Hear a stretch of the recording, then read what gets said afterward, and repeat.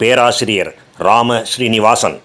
ஆதிசங்கரர் மூர்த்தி பேதம் பாவம் என்று சொல்லுவார்.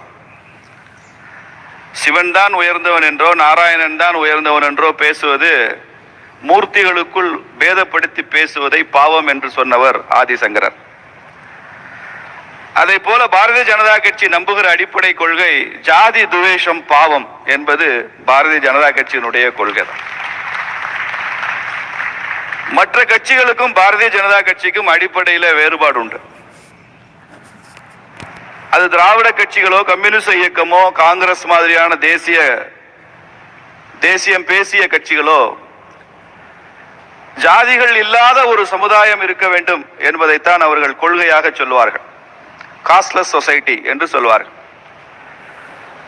பாரதிய ஜனதா கட்சி சற்று வேறுபடுகிறது. இந்த நாட்டில் அரசியல் 100 ஆண்டுகள் கூட ஆகவில்லை.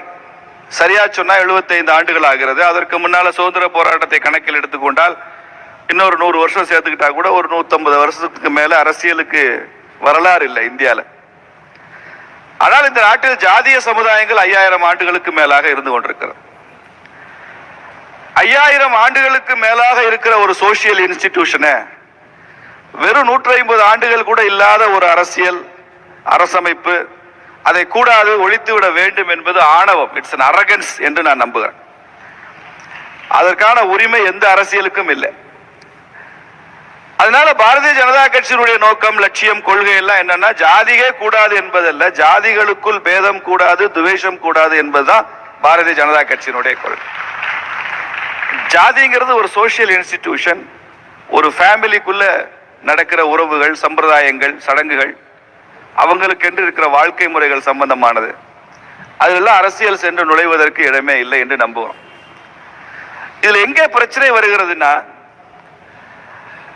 இந்த நாட்டை புரிந்து கொள்ள முடியாதவர்கள் மேற்கத்தியர்கள். மேற்கத்திய கண்ணாடி அணிந்து கொண்டு நீங்கள் இந்தியாவை பார்த்தால் இந்தியா புரியாது. பண்டிதர் ஜவஹர்லால் நேரு மாதிரியானவர்கள் கூட சொல்றாங்க, I feel lonely everywhere in Indian society, Indian communities.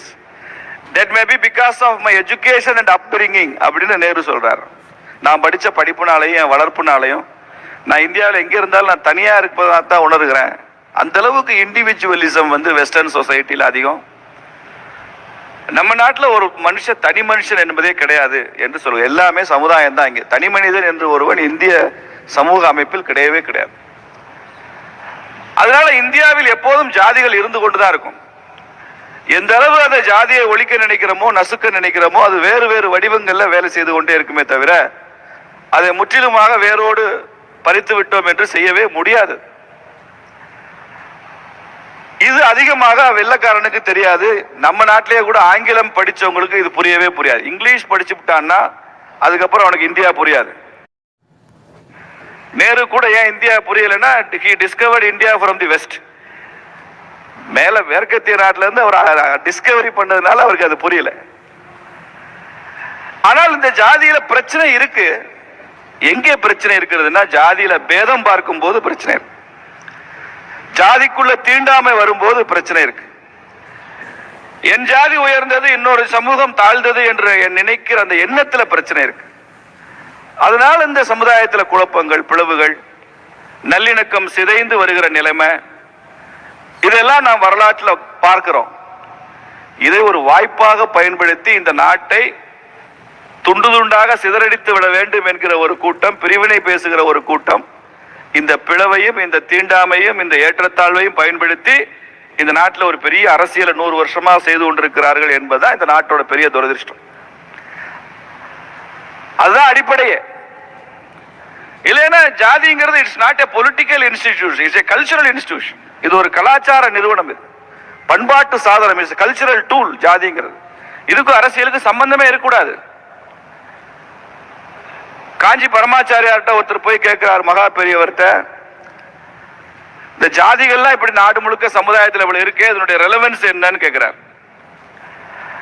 அவர் கேட்கும் போது மடத்துல முன்னால பெருசா விறகு அடுக்கி வச்சிருக்கிறாங்க, அதை கட்டி வச்சிருக்கிறாங்க. அப்ப காஞ்சி பெரியவர் சொன்னாரா, நீ போய் அதுல ஒரு விறகு எடுத்துட்டு வான்னு சொன்னாராம். சுள்ளி, விறகு இல்ல சுள்ளி. இவர் போனாரு, அப்படியே உருவினாரு, ஒரு சுள்ளி வந்துருச்சு. இன்னொன்னு எடுத்துட்டு வா, இன்னொன்னு உருவினாரு. இன்னொருத்தட்ட போய் நீ 2 உருவிட்டு வா, உருவ வந்துட்டே இருக்கு. நீ இந்த உருவிய சொல்லி எல்லாம் மொத்தமா வச்சு ஒரு கட்டு கட்டு, அதுல இருந்து அடுக்கி வச்சுட்டு உன்னை உருவி பாருன்னு சொன்னாராம். உருவ முடியல. மகா பெரியவர் இதன் மூலமாக சொல்ல வருகிற செய்தி என்னன்னா, சமுதாயம் என்பது ஒட்டுமொத்தமாக இருக்கிற ஒரு கட்டு. இதுல யார் வேணாலும் எதை வேண்டுமானாலும் உருவி விடலாம், இல்லாமல் செய்து விடலாம். அதற்கு பதிலாக 10 சுள்ளியா விறகா எடுத்து தனித்தனியா ஒரு கட்டு போட்டு அதையெல்லாம் மொத்தமாக ஒரு கட்டாக கட்டி வைத்தால் அதிலிருந்து ஒரு சுள்ளியை கூட நீ உருவி விட முடியாது. அதனாலதான் நம்ம நாட்டுல தேவர்னு ஒரு கட்டு, நாடார்னு ஒரு கட்டு, நாயுடுன்னு ஒரு கட்டு, பிள்ளைமார்னு ஒரு கட்டு, செட்டியார்னு ஒரு கட்டு, ஒன்னொன்னுக்கும் தனித்தனி குல தெய்வங்கள், அதற்கென்று ஆதி தெய்வங்கள், அதற்கென்று வாழ்க்கை முறை, அதற்கென்று பண்பாடு, அவங்களுக்கென்று திருமண முறை, அவர்களுக்கென்று சடங்குகள், சம்பிரதாயங்கள், அவர்களுக்குள் கொடுக்கல் வாங்கல், இப்படி தனித்தனி கட்டா கட்டி ஒட்டுமொத்தமா இந்து என்கிற ஒரு பெரிய கட்டு கட்டி வைத்திருக்கிறார்களே. இந்த இந்து சமுதாயம் அமைந்திருந்தால் இதை உருவி இருக்கவே முடியாது. இதை விரும்பாத எதிரிகள் தான் இந்த சின்ன சின்ன கட்டுகளை உடைத்து விட்டால் ஒட்டுமொத்த இந்து சமுதாயத்தை முழுவதுமாக உருவி விடலாம், எடுத்து விடலாம் என்கிற சதித்திட்டம் தான் பிராமண துவேஷம். தெரிஞ்சுங்க, அந்த சதித்திட்டத்திலிருந்து இதை புரிந்து கொண்டால் நமக்கு குழப்பம் இருக்காது. என்று தனியும் இந்த பிராமண துவேஷம்னு எனக்கு ஒரு தலைப்பு கொடுத்திருக்கிறாங்க. நான் கேட்க விரும்புறேன், எங்க இருக்கு பிராமண துவேஷம்? தமிழ் சமுதாயமே டைகோட்டமஸ் சொசைட்டி. இது கொஞ்சம் முரண்பாடுகள் அதிகமாக இருக்கிற சமுதாயம் தமிழ் சமுதாயம். தமிழன் பக்திமான். நீங்க இந்தியாவில் எந்த மாநிலத்துக்கும் போய் பாருங்க, 40,000 கோயில்களுக்கு மேல் இருக்கிற ஒரு மாநிலத்தை இந்தியாவில் எந்த மாநிலத்திலும் பார்க்க முடியாது. அந்த அளவுக்கு 40,000 கோயில்கள் பார்த்து பார்த்து பார்த்து கட்டியிருக்கான். தமிழ்நாட்டில் மாத்திரம் இப்படி பிரம்மாண்டமான கோயில் கட்டினா போதாது, கம்போடியால போய் கட்டியிருக்கான். அங்கோர் வாட்டில் உலகத்தின் மிக பிரம்மாண்டமான இந்து ஆலயம் அங்கோர் வாட்டில் கட்டியிருக்கான். எவ்வளவு ஆலயங்கள்! எப்படி பக்திமான் இல்லாம இருக்க முடியும்? எவ்வளவு சடங்குகள், எவ்வளவு சம்பிரதாயங்கள், எவ்வளவு கும்பாபிஷேகம், எவ்வளவு தேரோட்டம். இன்னைக்கு ஒவ்வொரு நிகழ்வுக்கு ஒரு சின்ன பிரதோஷம், ஒவ்வொரு கோயிலும் எவ்வளவு கூட்டம். மதுரையில் எங்க ஊர்ல சித்திரை திருவிழா, அழகர் ஆத்துல இறங்குற அன்னைக்கு வைகையே மக்கள் தலையா இருக்கும். ஒரு வாரத்துக்கு அழகர் தான் ஹீரோ. அழகிரி எல்லாம் ஹீரோ கிடையாது, மலையில அழகர் தான் ஹீரோ. அப்படி ஒரு பெரிய திருக்கூட்டம். யாரும் இங்க வாங்க அப்படின்னு போஸ்டர் போடுறது இல்ல, சோசியல் மீடியால அழைப்பு விடுறது இல்ல. கோவை மாவட்ட பிராமணர் சங்க மாநாடு நடத்துறதுக்கு ஒரு மாசம் நீங்க போஸ்டர் போட்டு இன்விடேஷன் அடிச்சு வாங்க வாங்க வாங்கன்னு சொல்லி ஒரு 2000 பேரை திரட்டுறதுக்குள்ள இந்த மாவட்ட தலைவர் என்ன பாடுபடுறாரு. ஆனா 2 லட்சம் ஆடி அமாவாசைக்கு போய் பாருங்க, ராமேஸ்வரத்துல 15 லட்சம் பேர் இருக்கான். ஒரு போஸ்டர் கிடையாது, ஒரு வாங்கன்ற கோஷம் கிடையாது, ஒரு ஸ்பெஷல் பஸ் கிடையாது, ஒரு ட்ரெயின் கிடையாது. 10 லட்சம் பேர் வந்து நிக்கிறான். ஆன்மீக பூமின்னா தமிழ்நாடு தான் இந்தியாவிலே ஆன்மீக பூமி. ஒரு மகாராஷ்டிரா வந்து ஒரு பேராசிரியரை அழைத்து கொண்டு தமிழ்நாட்டில் பல பகுதிகளில் நான் சுற்றும் போது அவர் பார்த்து ஆச்சரியப்பட்டு போன விஷயம், என்ன சார் உங்க ஊர்ல தமிழ்நாட்டில் ஹோட்டல்ல போய் சாப்பிட போனா கேஷ் கவுண்டர்ல நுழையும் போதே அங்க வந்து விபூதியும் குங்குமமும் இருக்கே ஏன்னு கேட்டார். நான் சொன்னேன், இங்க உள்ள இந்துக்கள் சாதாரண இல்லைங்க, காலையில சாப்பிடுறதுக்கு முன்னால அவன் விபூதி அணிஞ்சாம அவன் சாப்பிட கூட போக மாட்டான். அதனால இங்க சாப்பிட வர்றவங்க விபூதி அணிந்து சாப்பிட விரும்பினா அது வேண்டுமே என்பதற்காக அதை குங்குமம் விபூதி வச்சிருக்கோம். அவர் சொன்னார், இந்தியாவில் எந்த மாநிலத்திலும் இந்த கல்ச்சர் கிடையவே கிடையாது. ஹோட்டல்ல கூட விபூதி குங்குமம் வைக்கிற ஒரு நிறுவனங்கள். நான் சில சிறைச்சாலைகளுக்குள்ள சென்று போய் பார்த்திருக்கிறேன். கைதியா இல்ல, விசிட்டரா போய் பார்த்திருக்கேன். இப்ப தமிழ்நாட்டில் இரணியன் ஆட்சி நடக்கிறதுனால கைதியாகவும் போக வேண்டிய பாக்கியம் கிடைக்கும் நினைக்கிறேன். நான் சீக்கிரம் நாங்கெல்லாம் போவோம். எங்க அக்கா உமா ஆனந்தன் கூட வருவாங்க, எங்க கூட தான் வருவாங்க. அதுக்கப்புறம் அவங்களை எங்களை ஜெயிலுக்கு அனுப்புறவங்க 15 வருஷம் ஜெயில இருப்பாங்க, அது வேற விஷயம். நாங்க 15 நாள் இருப்போம், அவங்க 15 வருஷம் இருப்பாங்க. அந்த சிறையில அவன் குற்றம் செய்து வந்தவன், திருடு பண்ணியிருக்கான், கொலை பண்ணியிருக்கான், வழிப்பறி பண்ணியிருக்கான், அவனுக்கு கூட ஒரு ஆன்மீகம் தேவைப்படுதுங்க. அந்த ஜெயில் சுவத்துல ஒரு வேல் வரைஞ்சி வச்சிருப்பான், அதை கும்பிடுவான். அவனுக்கு தெரிஞ்ச ஒரு பிள்ளையார் படம், முருகன் படம் வரைஞ்சிருப்பான், ஒரு காளி சுலாயுதம் படத்தை வரைஞ்சி வச்சிருப்பான், அதை போய் கும்பிடுவான். அவனுக்குள்ள ஒரு ஆன்மீக தேவை இருக்கு. அது வழி இல்லாதனால கறிக்கட்டையை வச்சு வரைஞ்சிருப்பான், இல்ல கையிலேயே கீறி இருப்பான். ஜெயில் செல்ல இதெல்லாம் ஒரு ஆன்மீக பூமி என்பதற்கான ஒரு அடையாளம். அதனாலதான் நாங்க எல்லா இடத்துலயும் நாங்க மேடைகள்ல பேசுறோம், தமிழ்நாடு எப்போதும் ஆன்மீக மண் தான். இது யாரோ ஒரு பேரை சொல்லிக்கிட்டு அவர் மண்ணு இவர் மண்ணு, பெரியாரே மண்ணுங்கிற நீ பெரியார் மண்ணுன்னு பேசுறது என்ன அர்த்தம்? ஈரோடுல ஒரு விவாத அரங்கத்துல பேசுறப்ப சொன்னாங்க, ஈரோடு ஈவேரா பிறந்த மண்ணு, பெரியார் பிறந்த மண்ணுன்னாங்க. ஸ்ரீனிவாச ராமானுஜம் பிறந்த மண்ணுங்க ஈரோடு. அப்படி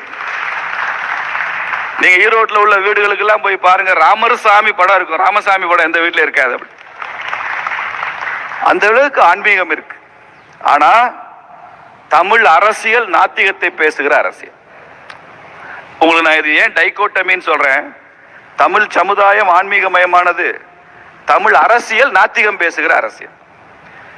இங்க கோயிலுக்கு போறது ஃபேஷன் இல்லை, விபூதி வச்சுக்க மாட்டான், குங்குமம் வச்சுக்க மாட்டான், நாஸ்திகம் பேசுவான். தமிழ்நாட்டில் ஒரு நடிகர் இருந்தார், லட்சிய நடிகர் SSR இருந்தார்.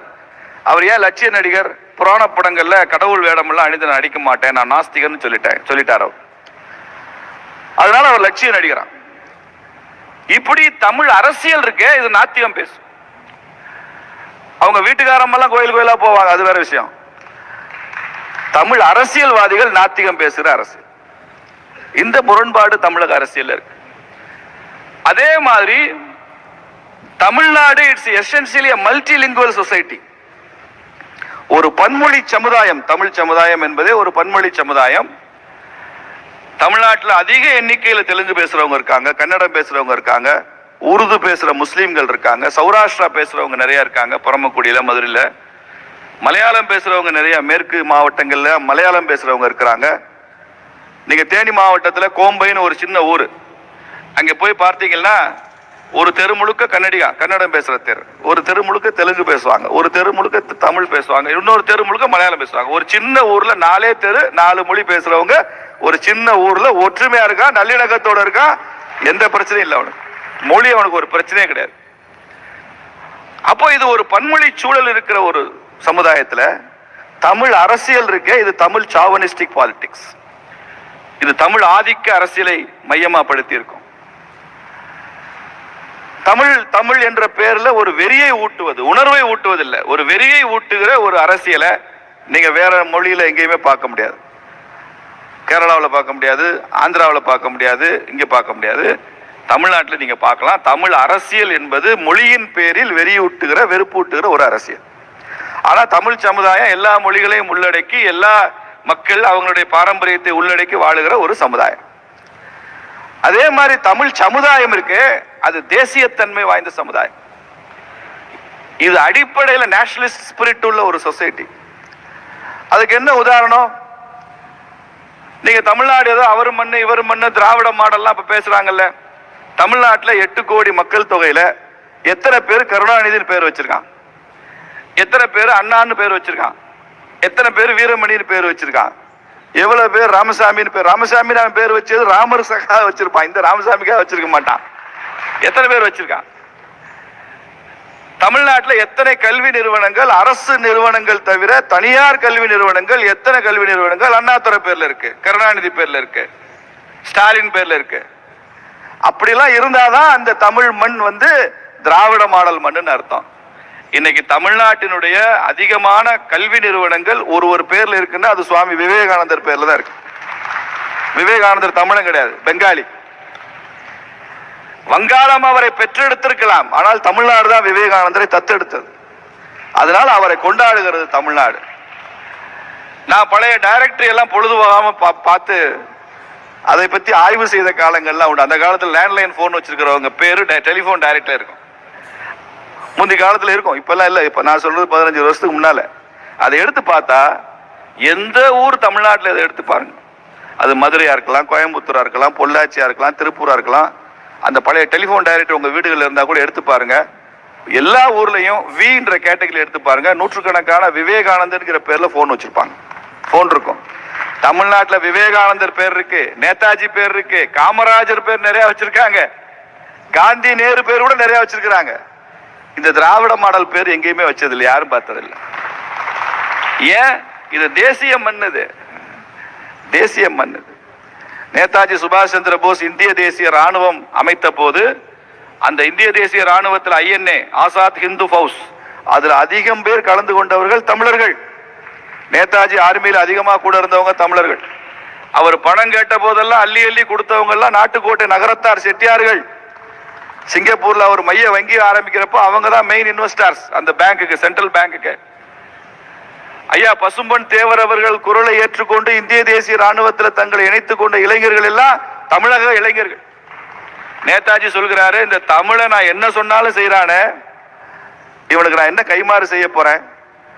ஒரே ஒண்ணுதான் நான் இறைவனை வேண்டிக் கொள்ள முடியும், அடுத்த ஜென்மம் என்று ஒன்று இருந்தால் நான் தமிழனாக பிறக்க விரும்புகிறேன். இந்திய தேசிய காங்கிரஸ் 885 ஆரம்பிக்கிறப்போ காங்கிரஸ் கட்சியினுடைய முதல் அரசியல் தீர்மானம் சென்னையிலிருந்து போன சுப்பிரமணிய ஐயர் கொடுத்த தீர்மானம். முதல் தீர்மானமே தமிழன் கொடுத்த தீர்மானம் தான். இங்க எங்குமே தேசிய உணர்வுல விட்டு கொடுத்தவங்களே இல்லை. தென்னாப்பிரிக்காவில் மகாத்மா காந்தி போராடினார். தென்னாப்பிரிக்காவினுடைய காந்தியினுடைய போராட்டத்தில் கூடயே இருந்தவங்க தமிழர்கள் தான். காந்தி எழுதியிருக்கிறார், தமிழர்கள் இல்லைன்னா என் போராட்டம் எல்லாம் தோத்து போயிருக்கும். கடைசி அவருக்கு ஃபேர்வெல் கொடுக்குறாங்க 1915. அந்த ஃபேர்வெல் அவருக்கு கிடைச்ச அத்தனை கிஃப்ட் பரிசு பொருட்கள், அவருக்கு கிடைச்ச மாலை சால்வைலாம் இந்த தென்னாப்பிரிக்காவின் தமிழ் சங்க தலைவருக்கு நான் கொடுக்குறேன், ஏன்னா இந்த தமிழை இல்லைன்னா எனக்கு அது காந்தி இல்லைன்னு சொல்லி அவர்கிட்ட கொடுத்துட்டு தான் அவர் ஊர் வந்து சேர்ந்தார். எல்லாவற்றிலும் தமிழர்கள் தேசியத்தோடு தங்களை இணைத்துக் கொண்டிருக்கிறார்கள். தமிழ் சமுதாயம் தேசிய உணர்வுள்ள சமுதாயம். ஆனால் தமிழ் அரசியல் பிரிவினை சொல்கிற ஒரு அரசியல். அடைந்தால் திராவிட நாடு, இல்லையா சுடுகாடுமா. இல்லைன்னா திராவிட நாடு அடைவேன்னு சொன்னியே, இல்லையே பின்னாலே சொன்னமே ரைடர் கொடுத்தமே சுடுகாடு போகணும், அது போயிடும்ல. நாங்க அப்படி வீராவேசம் பேசி தமிழை பிரிவினை உள்ளவர்களாக, ஏதோ தமிழ் சமுதாயம் இந்தியாவோடு ஒட்டாததாக பேச ஆரம்பிக்கிறப்ப அப்படிதான் பேசுவோம். அந்த இந்திய துணைக்கண்டத்தில் அப்படிமா, இந்தியன் சப்கான்டினென்ட், இது வெள்ளக்காரன் பேசின வார்த்தை, இந்தியன் சப்கான்டினென்ட். இந்தியா துணைக்கண்டம் அல்ல, காஷ்மீர் முதல் கன்னியாகுமரி வரை இந்தியா ஒரே நாடு, திருநாடு. அதை ஏற்றுக்கொண்டவர்கள் நாம். அப்போ தமிழ் சமூகம் ஆன்மீகமயமானது, தமிழ் அரசியல் நாத்திகம் பேசுவது. தமிழ் சமூகம் பன்மொழி சமுதாயம், தமிழ் அரசியல் தமிழ் சாவனிசம். தமிழ் சமூகம் தேசிய சிந்தனை உள்ளது, தமிழ் அரசியல் என்பது பிரிவினைவாதம் பேசக்கூடியது.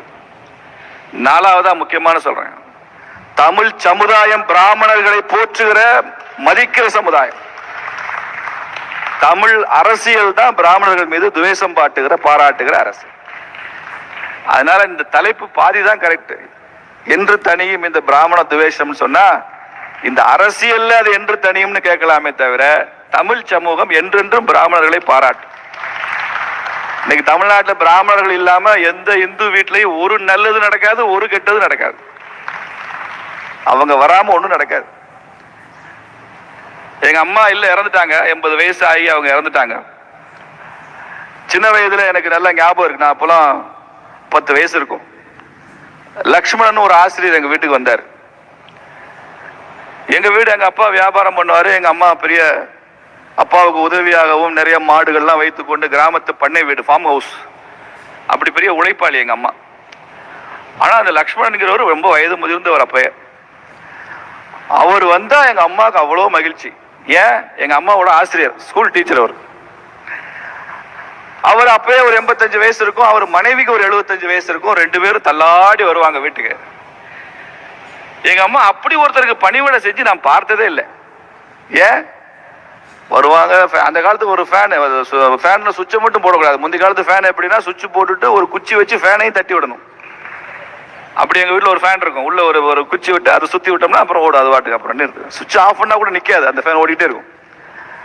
அந்த ஃபேன் எல்லாம் போட்டு அவரை உட்கார வச்சு, அவருக்கு தலையணை எல்லாம் சைட்ல கொடுத்து, சில சமயம் மின் விசிறி பணி செய்யலைன்னா விசிறி வச்சு வீசி.